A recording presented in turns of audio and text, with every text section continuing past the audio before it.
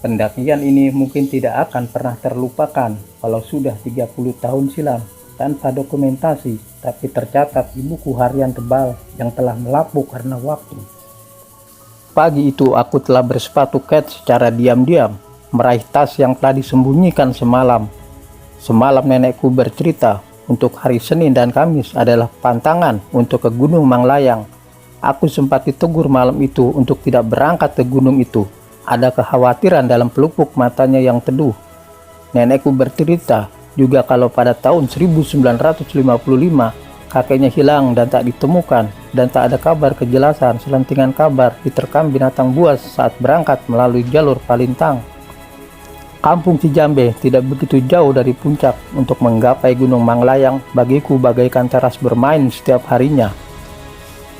Walau terkadang ada rasa ngeri dan mistis bila terus kupandangi puncak Manglayang, dan rasa keingintahuanku mendadak timbul pagi ini. Setelah menyelinap saat suasana rumah sepi, aku bergegas menuju Jalan Pasir Jati. Agus, saudara sepupuku, telah menunggu di sana. Remaja yang masih bersekolah SMP itu membawa senapan angin lengkap dengan pelornya. Rasa penasaran dan keinginan yang kuat justru membuatku nekat berangkat secara diam-diam. Setengah jam berjalan kami sampai di sebuah kampung. Ada sekolah dasar yang sederhana kala itu.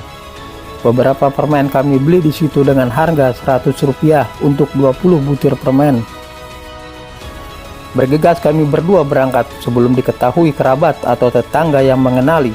Kami terus berjalan cepat melalui perkebunan jeruk yang luas. Beberapa bulir jeruk yang jatuh dengan cekatan berpindah ke tas ransel sekolahku. Aku membayangkan matahari di ujung sana, matahari yang telah kehilangan sengatnya. Di sana ia akan menuai cahayanya yang keemasan, pekat seperti kuning telur. Matahari yang kemerahan di antara langit biru dan awan putih. Matahari yang tak lagi hangat. Bagiku gunung selalu menjadi ibu dalam perjalanan yang panjang. Tempat kelak akan meniti dan menapakinya kembali. Sesekali aku memutuskan untuk menyatukan kaki-kaki gunung dengan kedua kakiku. Aku akan terus berdiri di kaki-kaki gunung dan mematri dua kaki sendiri di lekuk terjal lembahnya. Dan mengendapkan semua itu dalam kenangan, dalam ingatan, juga dalam harapannya nanti ketika aku menyelesaikan perjalanan ini. Di tempat inilah aku selalu merasa pulang, kembali ke rumah yang diimpikan, mengembalikan seluruh rindu dan melepaskan segala kepenatan di pangkuan haribaan alam. Berdua kami kembali menuruni jalan yang semula menantang, meniti kembali terjal perjalanan. Tak terasa kami berdua telah di ujung desa bernama Palalangon, gerbang untuk menuju hutan yang sakral. Sesekali aku menghela napas dan menghembuskan keras. Ada kepulan saat aku melepaskan napas, menandakan cukup dingin udara hutan. Aku menggenapkan tanda tanya yang mengendap lama di benakku. Kabut itu adalah tanda tanya terbesarku selama ini. Kabut di atas bukit Palintang. Ini adalah perjalanan kali pertama dan dalam pencarianku. Aku masih mempertanyakan dengan gamang. Tidak semua orang bisa menjamah bukit itu. Kabut itu tidak muncul begitu saja. Ia ada sejak aku kanak-kanak. Hingga saat ini, ia masih juga tanda tanya. Tidak semua orang bisa mencapai ketinggian ini. Setelah mendaki setapak hutan lebat yang curam, aku temukan hutan kecil dengan pohon-pohon rapat satu sama lain. Di sanalah kau akan melihatnya. Bukit yang aku maksud. Gugusan kabut yang lembut dan penuh rahasia. Dan entah siapa, aku tak begitu mengenalnya. Barangkali pula perasaanku saja, aku selalu merasa ada yang selalu mengikuti dengan anak matanya, namun tak pernah benar-benar ada siapa-siapa di sana. Aku tahu itu. Orang-orang mengatakan hutan Manglayang itu adalah hutan larangan yang ditinggali berbagai macam makhluk tak kasat mata yang bersembunyi di balik pohon-pohon purba yang menua. Di sana kau harus benar-benar terjaga. Di sana kadang-kadang kau akan mendengarnya, suara-suara yang akan membawamu takjub. Begitulah cerita yang kudengar. Untuk itu, kau harus benar-benar menguatkan dirimu ketika melewatinya. Tapi sejujurnya, aku tak percaya begitu saja pada cerita itu. Aku selalu ingin tahu apakah cerita-cerita yang berkibar di antara para penempuh rimba benar adanya.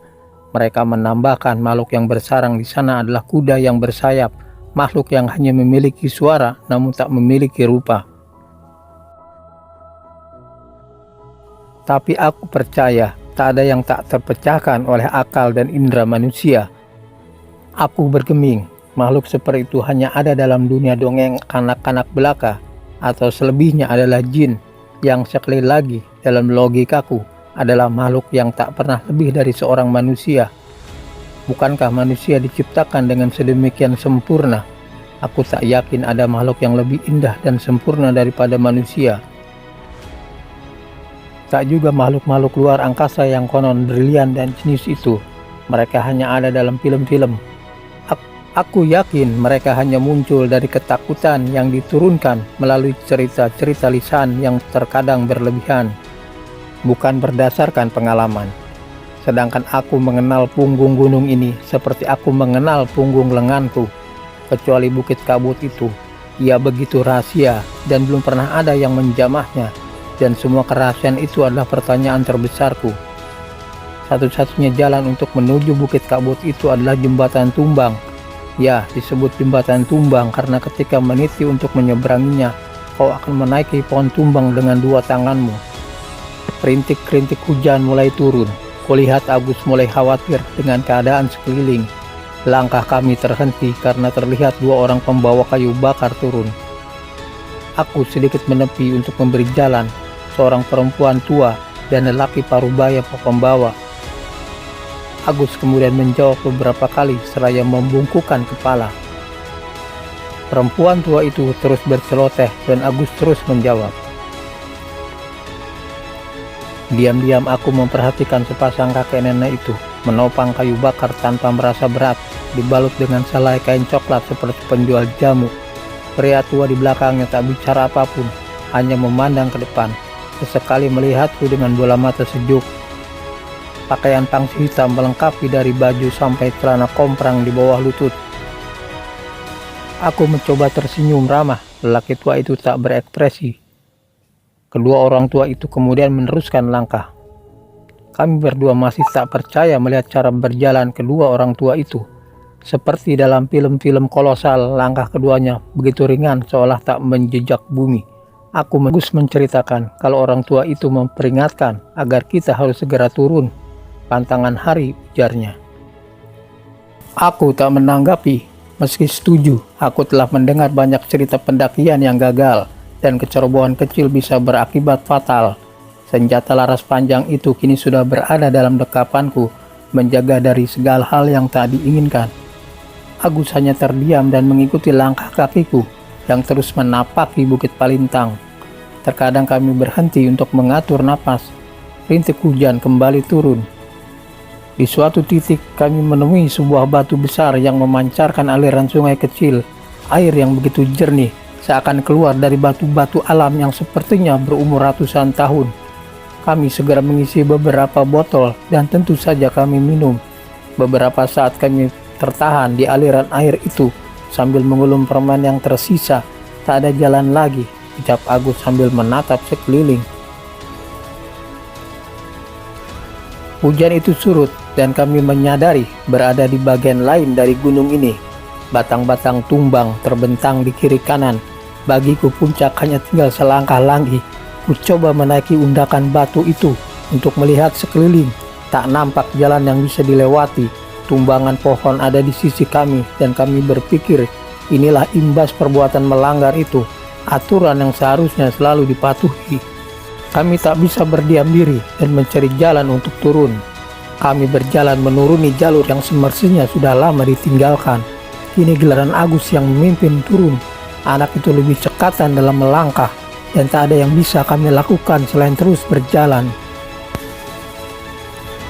Kami melanjutkan perjalanan menembus belantara bukit. Kalau tidak terjadi sesuatu yang kutakutkan, perjalanan ke bawah hanya memakan kurang lebih sewaktu 1 jam. Namun aku tak terlalu yakin karena langkah seperti terus membawa ke bukit lain dan terus berputar. 10 langkah aku mulai tertinggal. Agus seperti kesetanan berjalan dan kadang berlari. Kabut kembali membungkus bukit dan jarak pandang mulai terhalang. Aku coba mempercepat langkah mengejar Agus. 10 meter di depan, kembali Agus terlihat, beriringan berjalan bersama nenek tua pembawa kayu bakar tadi. Aku mulai mengikuti langkah kedua orang tua itu. Kali ini langkahnya tak terlalu cepat, seperti tadi, hingga kami sampai di sebuah jembatan tumbang dan mulai melangkahi batang kayu besar dan sangat mudah.